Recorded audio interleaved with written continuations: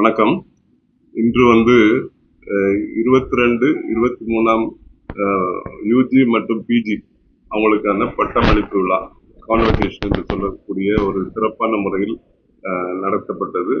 CSI Marthandam Nesamony memorial கல்லூரியிலிருந்து நடக்கப்பட்டது. இதில் 900க்கு மேல உள்ள ஸ்டூடெண்ட்ஸ் இதில் பங்கு பெற்றார்கள். அதில் gold medal, first university first போன்ற பதவிகள் 80க்கு மேல ஸ்டூடெண்ட்ஸ் யூனிவர்சிட்டி எம்எஸ் யூனிவர்சிட்டியில மெடல் வாங்கினாங்க. அவங்க எல்லாரும் பட்டமளிப்பு செய்யப்பட்டது. சிறப்பு விருந்தராக சார் கலந்து கொண்டார். அவர் மற்றும் இதை ஆர்கனைஸ் செய்த பிரின்சிபல் மற்றும் என்எம்சிசி ஸ்டாஃப் அவர்களும் சிறப்பாக செய்து காலை 10 மணிக்கு தொடங்கி 2 மணிக்கு அது முடிக்கப்பட்டது. நான் டாக்டர் எஜிஎஸ் பிரவீன், தாளாளர், நேசமணி கிறிஸ்தவ கல்லூரி, மார்த்தாண்டம்.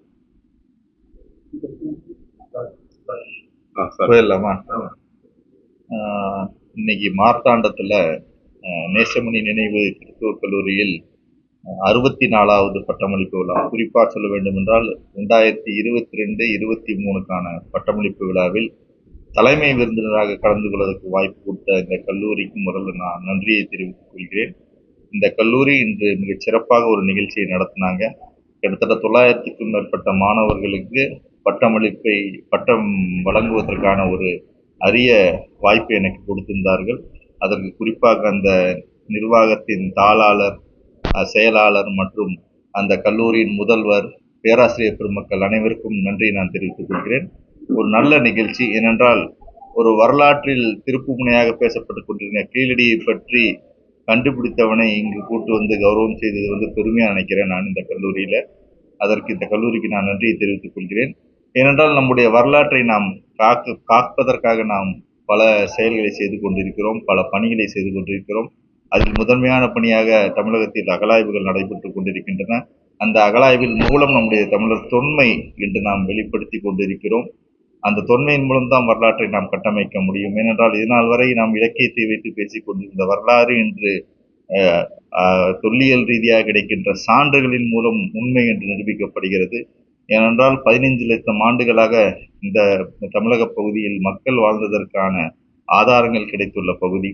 அதை முழுமையாக அகழாய்வு செய்து அதை வெளிக்கொண்டு வருவதற்கு இது போன்ற விழாக்கள் மாணவர்களுக்கு எடுத்துச் சொல்வதற்கு ஒரு ஊக்கமளிக்கும் என்பதை நான் இங்கு தெரிவித்துக் கொள்கிறேன். உலக அளவில் நடைபெற்ற தமிழ் நாகரிகம் எந்த நாடுகளில் அதிகமாக? இன்னைக்கு பார்த்தோம்னா தமிழ்நாட்டில் நம்ம 15 லட்சம் ஆண்டுகளுக்கு முன்னால் இருந்து நம்ம மக்கள் நாகரிகம் இருந்ததற்காக ஒரு ஆதாரங்களை நம்ம கண்டுபிடிச்சிருக்கோம். அதுல பாத்தீங்கன்னா 60,000 ஆண்டுகளுக்கு முன்னால் இன்று வாழ்கின்ற ஹோமோசேப்பியன்ஸ் என்ற மக்கள், நம்ம சமகாலத்து மக்கள் தோன்றி வாழ்ந்ததாகவும், இங்கு அவர்கள் ஆப்பிரிக்காவிலிருந்து இங்கு தோன்றி வாழ்ந்ததாகவும் நமக்கு பல வரலாற்று ஆதாரங்கள் கிடைக்கின்றன. அதுவும் குறிப்பாக இந்தியாவிலே மிக பழமையான மரபணு என்று சொன்னால் அது தமிழ்நாட்டில் தான் கிடைக்குது. அந்த வகையில் ஒரு பழமையான ஒரு நாகரிகமாக தொல்குடியாக தமிழ்குடி இருந்திருக்குங்கிறது தான் இந்த வரலாற்று ஆய்வுகள் சொல்கின்ற செய்தி.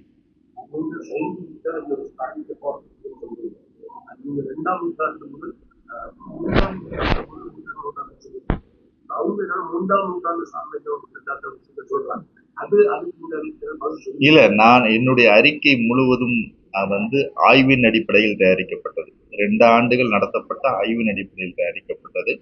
அந்த ஆய்வில் வந்த காலக்கணிப்பு தான் இந்த அறிக்கையில் கொடுக்கப்பட்டுள்ளது. எவ்வாறு இந்த இடம் கண்டுபிடிக்கப்பட்டது, அந்த இடம் எவ்வாறு நாம் உறுதி செய்தோம், தொல்லியல் எச்சங்கள் எவ்வளவு தூரம் பறந்து இருக்கிறது, அதை எவ்வாறு நாங்கள் கணக்கீடு செய்தோம், அதை எவ்வாறு அகழாய்வு செய்தோம், எந்த முறையில் நாங்கள் அகழாய்வு செய்தோம், அந்த முறை இந்திய தொல்பொருளாய்வுத்துறை பின்பற்றுகின்ற ஒரு முறை. அந்த முறை இந்தியாவில் குறிப்பாக மார்ட்டிமர் வீலர் என்பவர் தான் அந்த முறையை இங்கு அமல்படுத்தினார். அதுவும் அரிக்குமெட்டில் தான் முதல் முறையாக கிரிட் சிஸ்டம் என்ற ஒரு சிஸ்டத்தை கொண்டு இங்க இன்ட்ரடியூஸ் பண்ணாரு. அந்த ஒரு சிஸ்டத்துல நம்ம எஸ்கிவேஷன் பண்ணி மண்ணடுக்குகள், ஸ்டாட்டிகிராஃபின்னு சொல்லுவோம். அந்த ஸ்டாட்டிகிராஃபிங்கிற சொல்ற முறையில் மண்ணடுக்கின் மூலம் அங்குள்ள பண்பாட்டு கூறுகள், அதனுடன் கிடைத்த தொல் எச்சங்கள் என்று சொல்லப்படுகின்ற தொல் பொருட்கள், அதோடு அல்லாமல் அங்கு கிடைத்த நம்முடைய மகரந்த பொருட்கள், மேலும் அங்கு கிடைத்த எலும்புகள், அதே போல் ஏஎம்எஸ் டேட் என்று சொல்லக்கூடிய கார்பன் டேட்டிங் எல்லாத்தையும் செய்துதான் அந்த காலக்கணிப்பு செய்யப்பட்டு இந்த நாகரிகம் கீழடிங்கிற இடம் கிமு 300 முதல் 500 வரை ஒரு தொடக்க காலமாக இருந்திருக்க வேண்டும் என்றும், கிமு 500 முதல் கிமு முதல் நூற்றாண்டு வரை ஒரு வளர்ந்த நாகரிகமாக இருந்திருக்க வேண்டும் என்றும், அதற்கு பின்னால் கிமு 1ஆம் நூற்றாண்டு முதல் கிபி 3ஆம் நூற்றாண்டு வரை அந்த நாகரிகம் அழிவதற்கான காரணிகளாக இருந்திருக்க வேண்டும் என்று ஒரு வாழ்விட பகுதியில் மேற்கொள்ளப்படும் தொல்லியல் கோட்பாடுகள் அடிப்படையில் இது மேற்கொள்ளப்பட்டு இந்த அறிக்கை சமர்ப்பிக்கப்பட்டுள்ளது.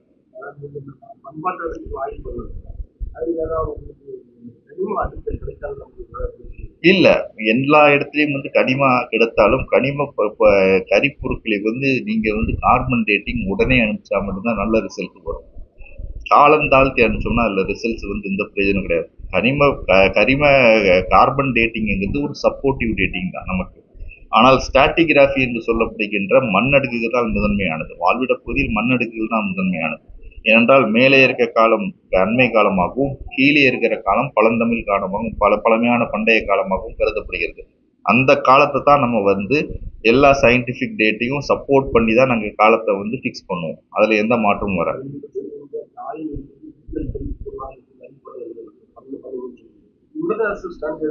எல்லாமே அது பாத்தீங்கன்னா உலக அளவில் இந்த மாதிரி தான் தொல்லியல் ஆய்வுகள் நடந்து கொண்டிருக்கின்றன. அதே தொல்லியல் ஆய்வுகள் தான் இந்திய தொல்பொருள் ஆய்வுத்துறையும் பின்பற்றுகிறது. அதுல மாற்றமே கிடையாது, அதுல எந்த மாற்றமும் கிடையாது. ஆமாங்க, எல்லா கோட்பாடுகளும் அதன்படிதான் நம்ம பின்பற்றோம்.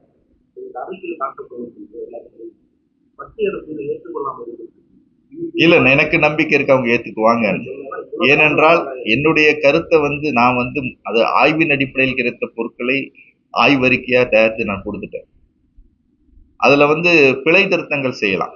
ஏன்னா எனக்கு தெரியாம சில ஸ்பெல்லிங் மிஸ்டேக் ஆயிருக்கலாம், கிராமட்டிக்கல் மிஸ்டேக் ஆயிருக்கலாம், ஏதாவது ஒரு படத்தை விட்டு போயிருக்கலாம், படம் தலைகீழ போயிருக்கலாம், டிராயிங் தலைகீழ போயிருக்கலாம், நம்பர் மாறி போயிருக்கலாம். இதையெல்லாம் என்னைக்குமே வழக்கம் போல நாங்க செஞ்சு கொடுப்போம். அது செஞ்சு கொடுத்து தான் நாங்க ஒரு அறிக்கையை முழுமையாக பதிப்புக்கு போவோம்.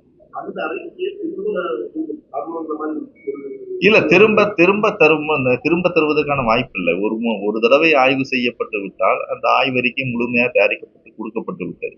அதுல சிறு சிறு திருத்தங்களை நம்ம செய்யலாம், பிழை திருத்தங்களை போல செய்யலாமே தவிர முழுமையா திரும்ப எழுதி கொடுக்க முடியாது. முழுமையா திரும்ப எழுதி கொடுக்கணும், புதுசா ஒரு ஆய்வை நம்ம பண்ணணும். அது நீங்க தோண்டினவரை கேட்டா தாங்க பதில் சொல்ல முடியும். ஏன்னா நான் அதை தோண்டலை. நீங்க கீழடியை பத்தி கேட்டா நான் சொல்லுவேன்.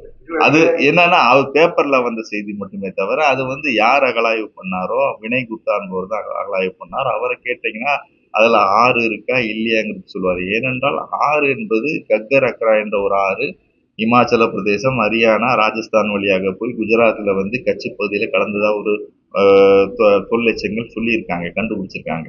ஆனால் அந்த ஆறு ஓடுகின்ற பகுதிக்கும் இன்னைக்கு தோண்டப்பட்ட பகுதியும் தூரம் கொஞ்சம் அதிகமா இருக்கு. அப்ப அதை பத்தி அவர் தான் விளக்கி சொல்லணும். விளக்கி சொன்னதான் நமக்கு தெரிய வரும்.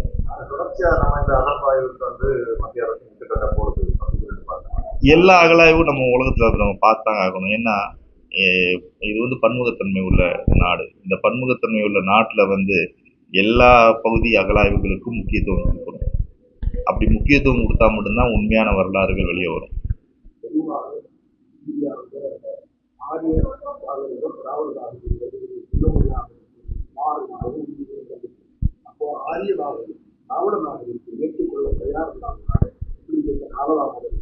அதுக்கு நான் பதில் சொல்ல விரும்பவில்லை. ஏனென்றால் இது பாத்தீங்கன்னா இந்த மண்ணின் பூர்வ குடிகள் பல 100 ஆண்டுகளாக பல 1000 ஆண்டுகளாக வாழ்ந்து வருகிறார்கள். அதற்கான ஆதாரம் அறிவியல் ரீதியா நம்மகிட்ட இன்னும் வரையும் தமிழக பகுதியில் கிடைத்துக் கொண்டிருக்கிறது.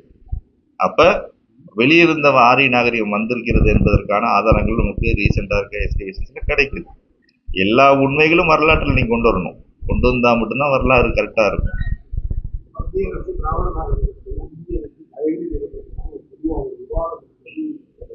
அது எனக்கு நம்பிக்கை இருக்கு, அவங்க அங்கேயும் இருப்பாங்கன்னு நம்பிக்கை இருக்கு எனக்கு.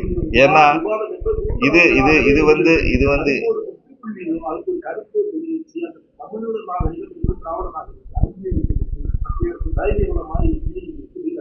அதுக்கு நான் பதில் சொல்றதுக்கான நிலைமையில் இல்லை. ஏனென்றால் அனைத்து நாகரிகங்களையும் நாம் அங்கீகரிக்க வேண்டும். ஏனென்றால் எது பழமையான நாகரிகம் என்பது இந்தியாவில் புது கண்டுபிடிப்புகள் சொல்லிக்கொண்டே இருக்கின்றன.